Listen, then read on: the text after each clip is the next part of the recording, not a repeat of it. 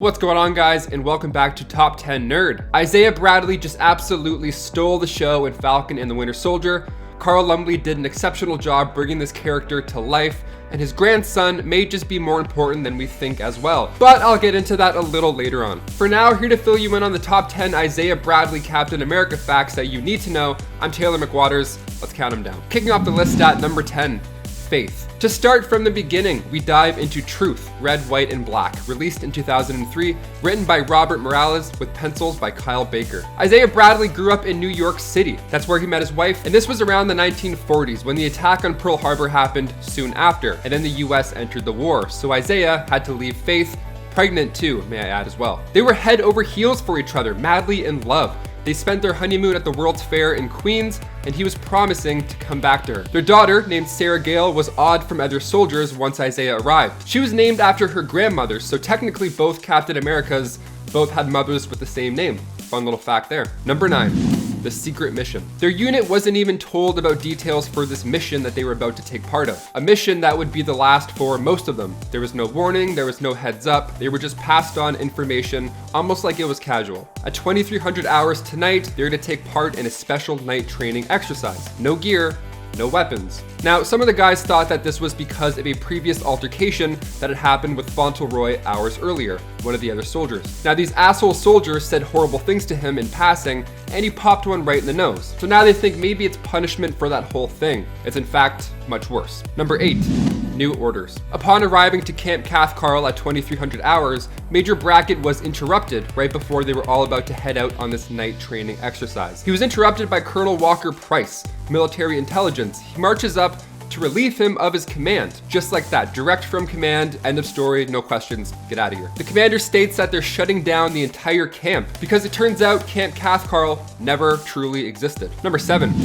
300 soldiers. So these soldiers are shocked at what's unfolding before them. First, they aren't told orders about this shady mission, and now their superior is getting shot and the MI6 is involved. What is going on? They gathered 300 of these soldiers, these African American soldiers. This new lieutenant is just a total dick. And when the soldiers ask again, hey, what's going on? He just tells them to do as he says, and maybe him and his men will make it out alive. So sure, they load into these trucks and they head out. They have no choice. Now these soldiers' families started to receive letters, these lies, saying that these soldiers were no longer alive, that they were killed in action. And we catch up to one of these brave men in the second observatory room.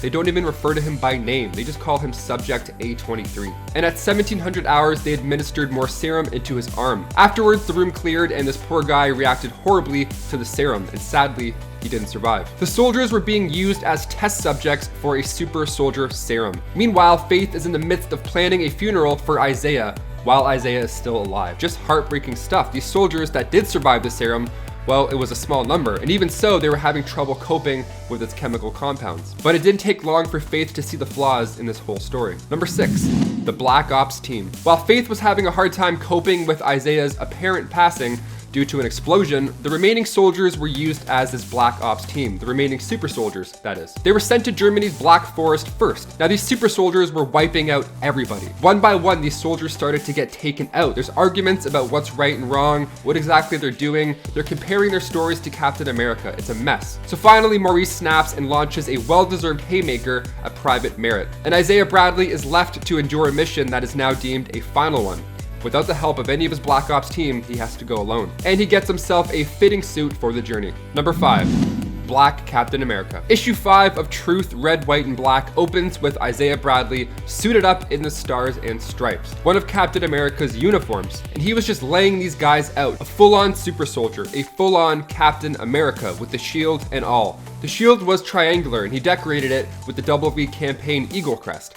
Now, the German soldiers thought that the Americans were bombing them, but they didn't see any planes. They had no idea what hit them. This was the mission of his life. He had to lay TNT down all over the German camps. He was crying while he did this entire thing. It felt awful. He had to do this. He tried to save everybody held at this camp. He did what he could. And at the end, he was assumed to have not survived. Issue 6 shows us Isaiah Bradley is captured. He's being held at the base, still in uniform. Then the issue cuts back and forth between present Cap, Steve Rogers, interrogating Merritt, and that's when he finds out about the secret history of Black Captain America. Number 4, a familiar face. So while Rogers is being filled in on Isaiah Bradley, he's shocked. He's told every black person in America at one point has heard of Isaiah's story. although what happened to him still remains a mystery. And Steve Rogers, he just feels awful for not being caught up to speed, but he's told to cut himself some slack being in suspended animation and all. So when BET covered the wedding of the century, Storm and Black Panther, T'Challa was recognized as the world's highest profile black superhero. And the media mentioned how the talk of the town was who was going to show up to this wedding. After all, this takes place after the registration of all superpowered beings. So friendships were teetering, so who's gonna show face? Big question. So Falcon arrives with Isaiah Bradley in a wheelchair, and Luke Cage refers to him as the first me. Goliath also immediately recognizes Bradley, but Wolverine does not. Outside the black community, Isaiah Bradley wasn't really known. But inside, the legend of the Black Captain America began to travel around. Number 3, Isaiah's Truth. The final issue of Truth, Red, White, and Black is present day, with Steve Rogers approaching a man near the grave of Harper Price. He has questions about Isaiah and what happened to him. Now this guy at first doesn't even take Steve seriously. He explained how Project Super Soldier was born when the Germans were still the German government, if you catch what I'm saying. Now since Rogers was stuck in the Pacific, they needed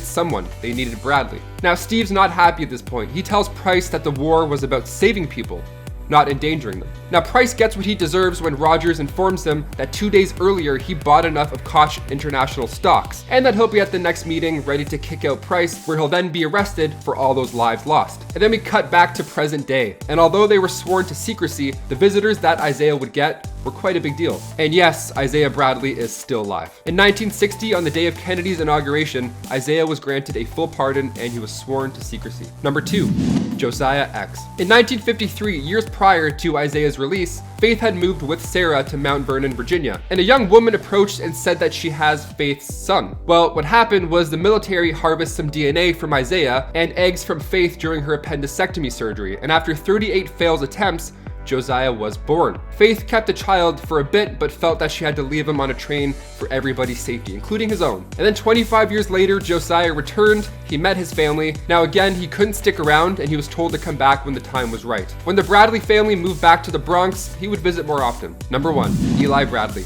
In the Falcon and Winter Soldier, when Sam Wilson would have these conversations with Isaiah, we caught glimpses of his grandson. The young actor Elijah Richardson recently dropped a hint online about his future with Marvel right after that amazing finale aired. So it looks like we're getting one step closer to the Young Avengers on the big screen. Now his first comic book appearance was in Young Avengers 1, and he of course wanted to follow the path of his grandfather, so he suited up as Patriot. Only thing was, at first he had lied about his abilities. He actually had no powers until he received a blood transfusion from Isaiah down the road. That combined with his skills in parkour and combat, it truly makes for a formidable young Avenger. I really hope we see him in live action soon. He's awesome. He uses a replica of Cap's original shield, and his suit is a combination of Bucky and Isaiah Bradley's uniform.